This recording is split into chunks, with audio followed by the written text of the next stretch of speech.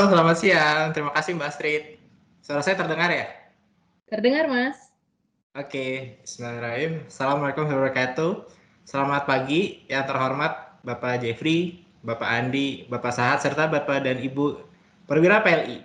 Mohon izin saya menyampaikan dari Divisi Komersial terkait adaptif pola kerja selama masa pandemi.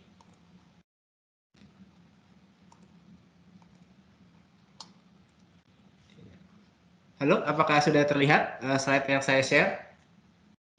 Ya, kita mulai. Jadi ini adalah outline kita pada hari ini. Sebelum kita memulai ke materi, saya mohon izin untuk menyampaikan satu patah dua kata-kata yang sudah akan menggelorakan api di insan PLI atau perwira PLI. Setelah tadi SBK mungkin kita agak cair. Jadi mohon izin saya untuk menyampaikan semangat Indonesia, LNG. Ya, kurang lebih masuk ke sanubari perwira PLI terkait hal-hal itu. Jadi kita akan masuk ke sesi pertama, yakni Independent Surveyor. Nah, di sini saya coba akan menjelaskan terlebih dahulu siapa dan bagaimana pola kerja dari Independent Surveyor. Jadi seperti yang diketahui, Independent Surveyor itu bukanlah surveyor yang bekerja sendiri atau ibaratnya independen, tapi maksudnya adalah surveyor yang membantu kita selama proses ship to ship transfer, dan surveyor ini merupakan pihak di luar LNG buyer dan LNG seller sehingga memiliki kedudukan independen. Nah, selama masa kerja independent surveyor di pandemi ini terdapat perbedaan di masa pra-COVID atau sebelum COVID dan di waktu pasca COVID atau setelah COVID gitu. Jadi sebenarnya kalau kita mau ketahui kenapa kita perlu ada independent surveyor, ini juga berlandaskan dari kesepakatan atau agreement antara PLI yang sering dilakukan sebagai LNG buyer dengan LNG seller, di mana di agreement itu harus ada pihak ketiga yang mengecek jumlah kargo yang dikirimkan, kemudian kesesuaian dengan pola operasinya, dan juga yang akan melakukan atau meng-issue inspection report-nya, kurang lebih gitu. Jadi dari start dengan finish, kurang lebih aktivitasnya adalah terdiri dari nominasi surveyor, personil on board, STS report, dan nanti adanya invoice. Nah, ketika di pre-COVID, nominasi surveyor juga sama seperti pasca COVID, dikirimkan melalui email, dan nanti surveyor siapa dengan nama siapa, dan juga informasi-informasinya siapa aja yang diperlukan. Nah, bedanya ketika pasca COVID, itu ketika mengirimkan nominasi surveyor juga harus ada COVID-19 swab test yang menyatakan hasilnya adalah negatif. Kemudian kita lanjut ke tahap kedua. Nah, di tahap kedua ini ketika pra-COVID, kita personel on board dulu, atau personel-personel sudah ada di atas FSRU, seperti surveyornya juga, pilot, mooring master, dan itu akan melakukan pre-job safety meeting, atau satu hari itu kegiatan sebelum adanya STS, buat ngomongin job safety analysis dan concern-concern terkait operasional yang akan dilakukan. Nah, sedangkan kalau ketika pasca COVID, pre-job safety meeting itu nggak perlu on board dulu, tapi cukup aja nyampe di email gitu. Kita korespondensi di email sebelum berangkat. Nah, kemudian yang ketiga, ketika pra-COVID selama proses STS dilakukan, surveyor melakukan update berkala kepada rekan-rekan yang berwenang selama proses STS sampai dengan nantinya proses dokumentasi dan report dilakukan. Nah, ketika ada approval di pra-COVID ini, di pra-COVID itu nanti ada ABK atau anak buah kapal yang dari LNG carrier ke FSRU, kemudian dari FSRU ke LNG carrier buat minta tanda tangan ataupun pengesahan dokumen. Nah, sedangkan kalau kita di pasca COVID, dokumen-dokumen itu nggak boleh tuh diantar bolak-balik pakai personil, tapi diantar bolak-baliknya nanti pakai tali gitu. Jadi tidak direct kontak langsung dengan anak buah kapal sehingga exposure-nya bisa ditekan. Nah, ketika pasca COVID juga, personil-personil seperti surveyor, pilot, dan mooring master itu dedicated di LNG carrier. Jadi nggak boleh balik lagi ke FSRU, dan begitu pun sebaliknya. Sedangkan kalau masa pra-COVID masih bisa bolak-balik, seperti itu. Nah, untuk setelah kegiatan ketiga, STS selesai dirampungkan, nanti invoice akan dikirimkan. Kurang lebih seperti itu. Jadi mungkin dapat gambaran dari rekan-rekan sekalian bagaimana pola kerja yang berbeda dari independent surveyor seperti yang disampaikan oleh bapak-bapak sebelumnya. Ini adalah salah satu rebuilding operation. Oke, kita lanjut ke monthly cargo meeting. Jadi independent surveyor juga dengan pihak eksternal melalui cargo meeting juga dengan pihak eksternal. Jadi nanti di komersial kita slice satu dengan eksternal, satu lagi dengan internal.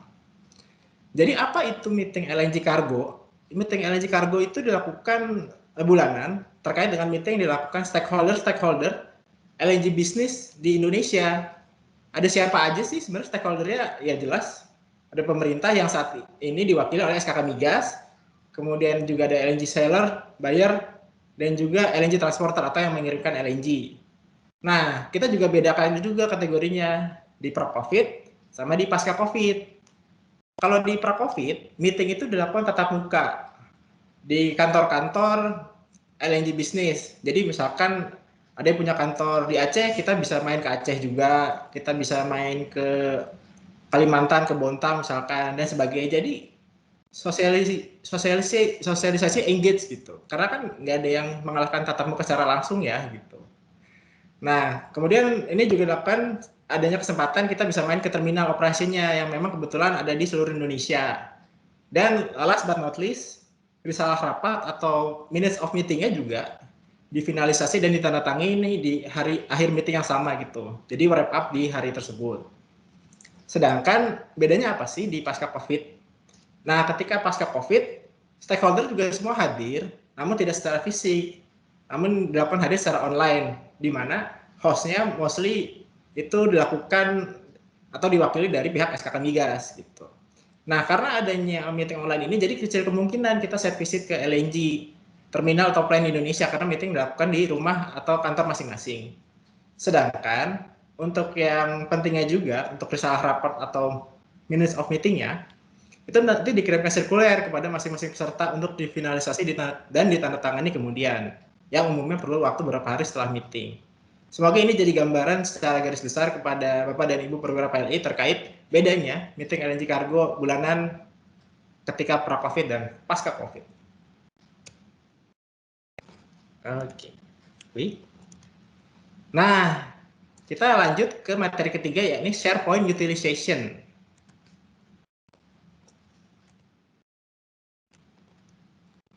Nah, sebenarnya apa itu SharePoint?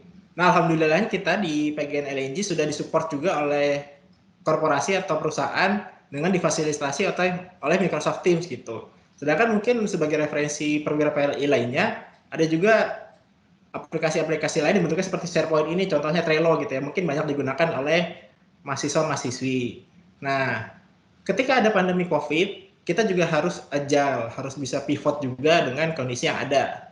Ketika berbeda, kita tidak bisa memaksakan kehendak kita, tapi menyesuaikan justru kan.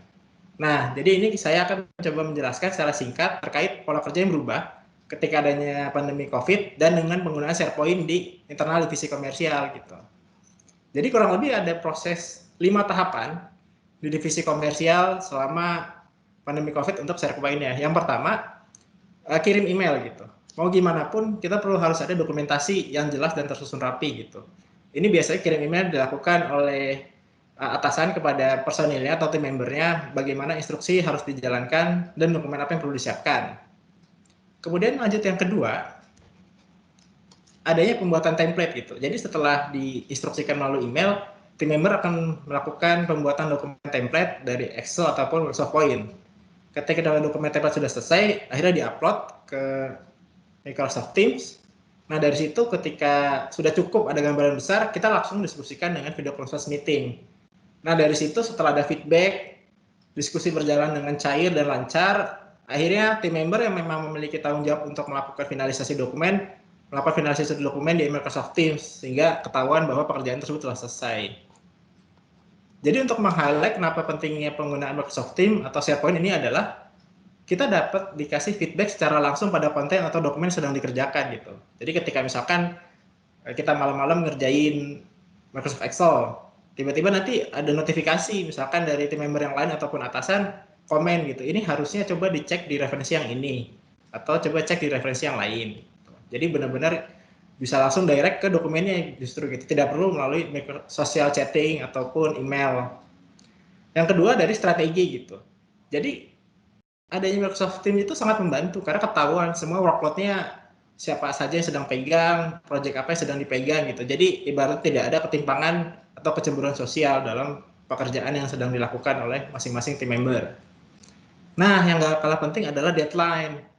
Biasanya kan ibaratnya orang kalau wah nggak ada deadline nih santai aja dulu gitu. Tapi karena ada Microsoft Teams biasanya sudah ada tuh progresnya dan kapan nanti delivered yang diharapkan. Terakhir tapi yang nggak kalah penting real time content. Ini sangat diperlukan real time content itu ketika kita di deadline yang tight atau ketat. Jadi ketika misalkan kita harus nyiapin presentasi 40 slide atau 30 yang cukup banyak gitu. Dan dengan waktu yang pendek tiba-tiba kita presentasi gitu kan. Nah, ketika mungkin kita di slide 10 atau 15 dan ternyata ada beberapa hal yang harus disesuaikan di slide 25 ataupun 30, tim member lain bisa menyesuaikan langsung di direct file yang kita sedang presentasikan gitu. Jadi ibaratnya nanti ketika kita sudah di slide 25 atau 30, slide-nya sudah berubah menjadi seperti yang diinginkan oleh tim. Semoga itu bisa jadi gambaran secara garis besar oleh rekan-rekan perwira PLI. Oke, kita sampai di poin yang terakhir atau keempat, yakni tantangan dan solusi ke depan yang kemungkinan dapat diimplementasikan di PLI. Nah, ini kami ilustrasikan dari 4 fase. Yakni adanya tantangan awal, solusi saat ini, dan penyesuaian ke depan. Nah, seperti di ilustrasi, ketika adanya COVID itu ibaratnya kita yang sudah mulai menyusun agar tim kita itu kokoh, tiba-tiba dihantam badai COVID. Sehingga bata-bata ataupun dindingnya hancur berserakan gitu. Jadi ini sangat menjadi tantangan kita karena kita harus menyesuaikan dari awal. Tantangannya adalah ketika dulu kita sebelum COVID, proses pekerjaan banyak menggunakan hard copy gitu. Kemana-mana dokumen direview harus hard copy, ataupun dilihat langsung dokumen harus hard copy gitu kan. Terus juga diperlukan kehadiran fisik di kantor dalam proses pekerjaan. Nah, terutama ketika misalkan nanti ada approval, ada memang review, mayoritas dilakukan di kantor gitu. Ini juga mungkin ada hambatan buat rekan-rekan yang memiliki sense of belonging di kantor lebih tinggi justru daripada di rumah atau di kosan gitu. Ya mungkin di kantor udah happy gitu kan karena internetnya lancar, AC-nya dingin, tapi waktu pulang ke kosan justru nggak ada fasilitas itu gitu kan, jadi agak susah gitu kalau mau WFH gitu. Nah, jadi terusnya kita harus melakukan inovasi ataupun beradaptasi gitu. Nah, ini ada di solusi awal. Ketika awal-awal kita yang penting langsung pekerjaan selesai dulu untuk meningkatkan penggunaan email dan aplikasi chatting dalam proses pekerjaan dan langsung menggunakan video conference untuk diskusi pekerjaan. Jadi saat itu juga scramble buat nyari Microsoft Teams kita coba, Zoom kita coba, Webex dan sebagainya gitu yang akhirnya sudah difasilitasi menggunakan Microsoft Teams yang memang secara keamanan data secure. Nah, untuk kondisi saat ini adalah kita menggunakan SharePoint seperti yang sudah disampaikan sebelumnya untuk proses feedback dan finalisasi dokumen. Dan juga ada weekly update workload untuk masing-masing personil untuk mengetahui plus minus pekerjaan yang sudah dilakukan dan progres sampai dengan saat ini. Dan juga yang tidak kalah pentingnya adalah poin amanah, di mana yang memberikan approval mengamanahkan kita untuk melakukan otorisasi secara digital ke dokumen yang sudah disetujui. Nah, bagaimana penyesuaian ke depan? Tinggal 1 menit lagi. Oke, terima kasih Mbak Astrid atas reminder-nya. Nah, bagaimana penyesuaian ke depan ini lebih ke rencana-rencana atau prosedur yang harus disesuaikan. Ya, ini penyesuaian pola kerja jangka panjang sesuai kondisi kesehatan dan urgensi berada di kantor. Jadi kan mungkin ada rekan-rekan perwira PLI yang punya penyakit bawaan yang justru akan berpotensi timbul apabila dilakukan WFO gitu kan, resikonya lebih tinggi. Dan juga urgensi berada di kantor. Ini lebih pas misalkan ada beberapa rekan yang memiliki kesamaan dalam mengerjakan proyek yang sama itu untuk dijadwalkan lakukan WFO bareng-bareng supaya interaksi dan komunikasi lebih enak, lebih cair, lebih cepat. Terus juga memang tetap perlu coaching monthly baik online ataupun offline untuk meningkatkan performa tim secara internal, dan aturan dan prosedur waktu kerja selama work from home ini perlu diterapkan karena nanti ada juga orang sangat workaholic gitu sampai Sabtu, Minggu, Senin, Selasa cuti bersama tetap kerja terus gitu kan, kasihan juga keluarganya gitu kan. Jadi itu yang bisa saya sampaikan.